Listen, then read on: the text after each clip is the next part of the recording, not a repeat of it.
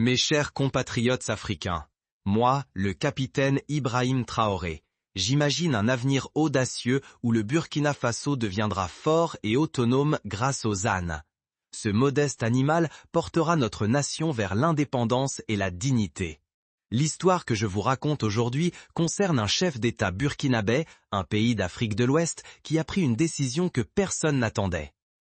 Tandis que la planète entière tourne son regard vers l'armement sophistiqué, la technologie de pointe, le pétrole ou l'or, ce dirigeant a tracé une route radicalement différente.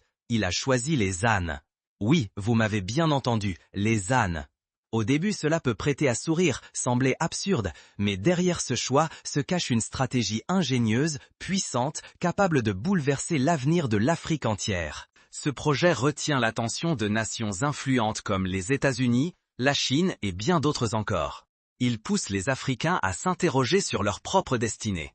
Plongeons ensemble dans cette aventure étonnante et découvrons pourquoi les ânes pourraient bien être la clé d'une Afrique plus forte et plus indépendante.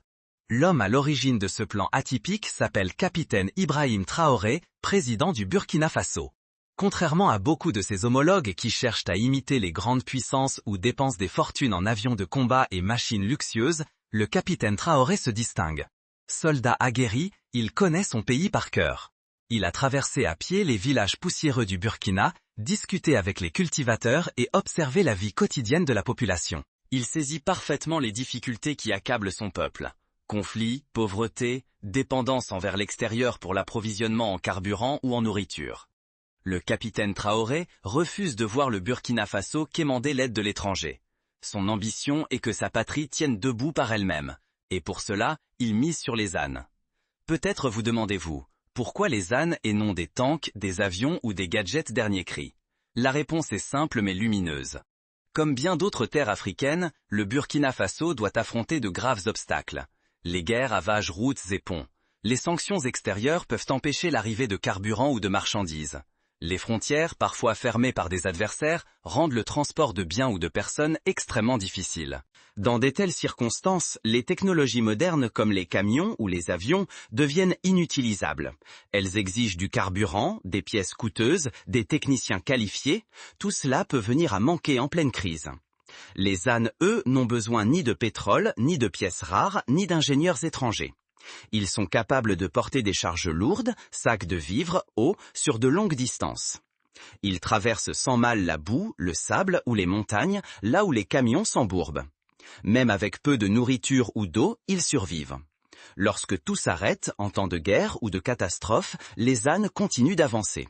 Voilà pourquoi ils représentent l'outil idéal pour un Burkina Faso aspirant à la force et à l'indépendance. Le plan du capitaine Traoré ne se limite pas à quelques ânes. C'est une opération colossale, sans équivalent ailleurs sur la planète. Des territoires entiers du Burkina Faso deviennent des zones d'élevage d'ânes. Les champs et les fermes vont naître des millions d'animaux robustes. L'État crée des centres vétérinaires pour préserver la santé et la vigueur des bêtes. Il forme aussi des cultivateurs et de jeunes travailleurs à l'élevage et à la reproduction rapide de ces animaux. L'objectif est de constituer un cheptel si important qu'il pourra soutenir les activités agricoles, le transport et même la défense sur l'ensemble du territoire. Ce projet dépasse largement le cadre d'une petite expérimentation. C'est un effort coordonné à grande échelle pour transformer le fonctionnement du Burkina Faso. Imaginez des régions entières peuplées d'ânes vigoureux prêts à transporter des marchandises, aider les agriculteurs ou soutenir les soldats. Un tel plan suscite l'intérêt du monde entier. Il ne s'agit pas simplement de cultiver ou de déplacer des biens. C'est aussi une arme, mais d'un genre inédit. Les ânes offrent au Burkina Faso un atout crucial pour préserver son autonomie. Si la guerre éclate, que l'ennemi coupe l'arrivée de carburant ou bloque les routes, camions et avions deviennent inutiles. Les ânes, eux, n'ont besoin de rien de tout cela. Ils peuvent acheminer de la nourriture, des médicaments ou même des armes là où le besoin se fait sentir. Ils contribuent à la logistique des soldats, transportent les vivres ou aident à évacuer la population des zones dangereuses. Cela renforce le Burkina Faso, car le pays ne dépend plus d'éléments contrôlés par d'autres nations. Les puissances étrangères, qu'elles soient occidentales ou d'ailleurs, ne peuvent pas aisément contrer cette initiative. Impossible d'imposer des sanctions sur les ânes, puisque ces animaux n'ont pas besoin de pièces importées ou de carburant venus d'ailleurs. Il serait difficile de bombarder des ânes sans attirer la condamnation du monde entier. Les ânes naissent sur la terre africaine, élevés par des mains africaines, nourris grâce aux ressources locales. Ils deviennent alors un symbole d'autonomie, presque impossible à neutraliser pour ceux qui viennent de l'extérieur. Le projet des ânes transforme aussi la vie quotidienne de nombreux habitants au Burkina Faso. Élever des millions d'ânes crée des milliers d'emplois. Il faut des agriculteurs pour faire naître et soigner les bêtes. Des vétérinaires sont formés pour garantir leur bonne santé. Des forgerons façonnent des charrettes, des selles et des harnais pour transporter toutes sortes de charges. Ces métiers n'existaient pas avant, et maintenant ils offrent à beaucoup la possibilité de gagner leur vie et de subvenir aux besoins de leur famille. Des jeunes qui, autrefois, quittaient leur village pour chercher du travail en ville, reviennent désormais. Ils voient dans ce projet d'âne une chance pour leur avenir. Les communautés tout entières se renforcent grâce à ces nouvelles opportunités. Écoles et centres de formation enseignent des savoir-faire inédits, comme l'élevage des ânes ou la construction d'équipements adaptés. Il ne s'agit pas seulement d'animaux, mais de bâtir une économie plus solide pour le Burkina Faso. Déjà, les ânes occupent une place centrale dans la vie rurale burkinabé. Les cultivateurs s'en servent pour transporter les récoltes, l'eau ou les outils. Avec cette nouvelle initiative, leur importance grandit encore. Dans de nombreux villages, au lieu de dépendre de camions pour recevoir nourriture ou fourniture, on peut désormais compter sur les ânes. Facile à entretenir, économique, ils ne réclament ni carburant coûteux, ni réparation complexe, ce qui les rend idéaux pour les zones pauvres ou isolées. Ce projet contribue aussi à améliorer la production agricole. Les ânes transportent semences, engrais ou produits récoltés, ce qui simplifie et accélère le travail des champs. Il y a ainsi plus de nourriture disponible pour la population et moins de nécessité d'acheter des denrées importées à prix élevés. C'est un pas vers l'autosuffisance pour que le pays puisse nourrir ses habitants sans dépendre de l'extérieur. Le projet des ânes n'a pas seulement pour but d'aider le Burkina Faso. Il vise aussi à rapporter de l'argent grâce au commerce. Les ânes sont recherchés ailleurs dans le monde, notamment en Asie, où leur peau sert à fabriquer des produits comme des médicaments ou des cosmétiques. Ces peaux valent parfois plus que l'argent. Le capitaine Traoré connaît bien cette réalité et il veille à ce que le Burkina Faso en tire profit, mais il agit avec prudence. Il ne veut pas vendre tous les ânes ou leur peau aux intérêts étrangers pour un bénéfice rapide. Il préfère d'abord utiliser les ânes pour servir le Burkina Faso. Tout échange avec l'extérieur doit avant tout profiter aux Africains et non uniquement aux entreprises étrangères. C'est un choix judicieux, car il protège les ressources du pays et garantit que le Burkina Faso reste maître de ses décisions. Ce projet prend une telle ampleur qu'il dépasse les frontières nationales. D'autres pays d'Afrique de l'Ouest, comme le Mali, le Niger ou le Tchad, commencent à s'y intéresser. Les dirigeants de ces nations sont venus au Burkina Faso pour s'inspirer. Ils comprennent que les ânes peuvent devenir une force pour l'agriculture, le transport et l'indépendance de leur propre population. On parle même de créer un vaste réseau régional, un système où les ânes achemineraient des marchandises entre pays sans dépendre du pétrole ou des bateaux venus de loin. Imaginez des denrées, des vêtements ou du matériel circulant d'un État africain à un autre, portés par des ânes. Cela ouvrirait des routes commerciales économiques, fiables et affranchies du contrôle étranger. Ainsi, des lieux comme le Mali, Tanégade ou le Tchad pourraient être reliés à la Guinée, favorisant la collaboration africaine. Un tel réseau rendrait l'Afrique plus forte, en réduisant sa dépendance envers le reste du monde. Ce projet des ânes éveille l'inquiétude des grandes puissances. Les États-Unis, l'Europe et la Chine observent la situation avec attention. Mais pourquoi donc? Parce qu'ils n'arrivent pas à en avoir la maîtrise. Ils sont habitués à garder la main mise sur le continent africain grâce à des leviers tels que le pétrole, les prêts ou encore les embargos. Mais les ânes leur échappent complètement. Impossible d'entraver la circulation d'un animal élevé par les communautés locales avec des ressources du pays. Voilà pourquoi le projet du capitaine Traoré menace leur autorité. Certains, en Occident, jugeront cette initiative archaïque ou dépassée. Ils s'amuseront peut-être de voir des ânes remplacer camions et avions, mais ils passent à côté de l'essentiel. Quand les armées occidentales recourent à des mules ou des dromadaires en Afghanistan ou au Proche-Orient, on parle de stratégie ingénieuse ou d'adaptation brillante. Mais qu'un dirigeant africain fasse de même, et cela devient la risée générale. Cela révèle un deux poids deux mesures flagrant. Le plan du capitaine Traoré n'a rien de rétrograde. Bien au contraire, il s'agit d'une trouvaille lumineuse qui transforme les atouts du continent en solutions concrètes pour ses difficultés. Le capitaine Traoré ne se contente pas d'élever des ânes, il forge une barrière protectrice pour l'Afrique, un rempart vivant fait d'être en chair et en os qu'aucune sanction ni bombe ne peut faire tomber. Ce bouclier protège l'économie du Burkina Faso, la population et la souveraineté nationale. C'est une stratégie que d'autres pays du continent peuvent aussi s'approprier. En unissant leurs forces, des nations comme le Mali, le Niger ou la Guinée pourraient constituer leur propre réseau d'ânes, bâtissant ainsi une Afrique plus forte et plus soudée. Ce plan envoie aussi un message au monde entier. L'Afrique n'est ni fragile ni impuissante. Elle sait inventer ses propres réponses, en misant sur ses ressources et son intelligence collective. Les ânes paraissent modestes, mais ils incarnent la résilience. Ils prouvent que le continent peut tenir tête, même aux adversaires les plus puissants. Ce projet va bien au-delà d'une décision gouvernementale. Il s'adresse à chaque Africain. Si tu es agriculteur, tu peux participer en élevant ou en soignant les ânes. Si tu es ingénieur, tu peux concevoir des charrettes et des harnais plus performants.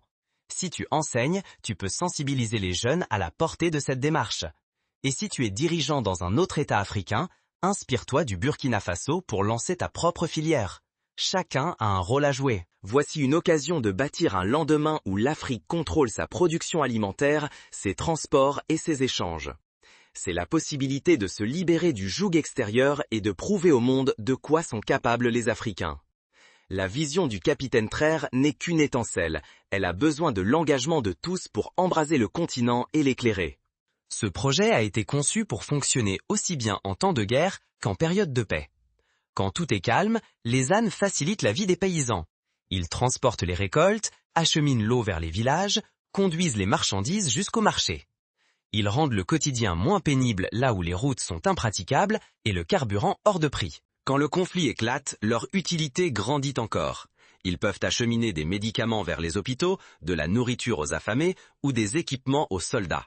Ils traversent des terrains inaccessibles aux camions ou aux avions, devenant ainsi un atout secret pour la défense du Burkina Faso. Cette polyvalence confère une puissance incomparable au projet. Les ânes servent tous les jours, mais ils sont aussi prêts pour les pires urgences. Ils permettent au pays d'avancer, quels que soient les obstacles, et cela, aucune puissance étrangère ne pourra le lui ôter. L'histoire nous enseigne qu'une idée simple peut bouleverser le monde. Jadis, chevaux, mulettes et dromadaires accompagnaient les guerres et les échanges commerciaux, contribuant à l'essor et à la survie des empires. Le capitaine Traoré réhabilite cet héritage, mais il l'adapte à notre époque, utilisant les ânes pour lutter contre la dépendance au pétrole importé ou aux technologies extérieures. Il montre que les meilleures solutions puissent parfois dans le passé réinventer pour aujourd'hui. D'autres pays ont suivi des chemins similaires. En Afghanistan, des armées occidentales ont utilisé des mules pour transporter du matériel à travers les montagnes. Au Proche-Orient, les caravanes de dromadaires ont franchi les déserts avec ravitaillement et biens. Tout cela a été jugé intelligent, jamais rétrograde. Le capitaine Traoré fait exactement la même chose pour l'Afrique, prouvant que les idées anciennes restent d'actualité dès lors qu'on les applique avec discernement. La planète réagit à ce projet de manière très diverse. Sur le continent africain, l'effervescence est palpable. La jeunesse acclame le capitaine Traoré comme un visionnaire, un meneur audacieux, prêt à bouleverser les habitudes et à innover. À leurs yeux, il incarne le combat pour la dignité et l'émancipation de l'Afrique. Agriculteurs, ouvriers et étudiants se rassemblent, déterminés à participer à cette révolution portée par les ânes. Ailleurs dans le monde, les avis sont partagés. Certains pays occidentaux affichent perplexité ou scepticisme. Ils peinent à saisir l'importance de ces animaux, eux qui associent la puissance à la richesse, aux armes ou à la technologie. Mais la Chine, quant à elle, observe la situation avec attention. Elle discerne des perspectives commerciales, notamment autour des peaux d'âne, et cherche à s'impliquer. Pourtant, le capitaine Traoré veille à ce que chaque accord serve d'abord les intérêts du continent africain. Tous n'adhèrent pas à cette vision. En Afrique même, des voix s'élèvent pour qualifier le plan de simpliste ou de dépassé.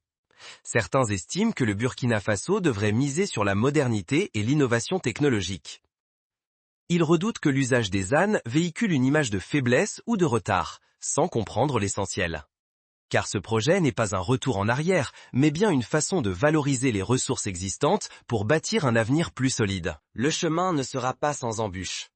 Élever des millions d'ânes exige patience, financement et engagement. L'État doit garantir leur santé et leur alimentation, former un nombre suffisant de soigneurs et protéger l'initiative contre toute ingérence venue de l'étranger, en particulier des sociétés cherchant à en tirer profit.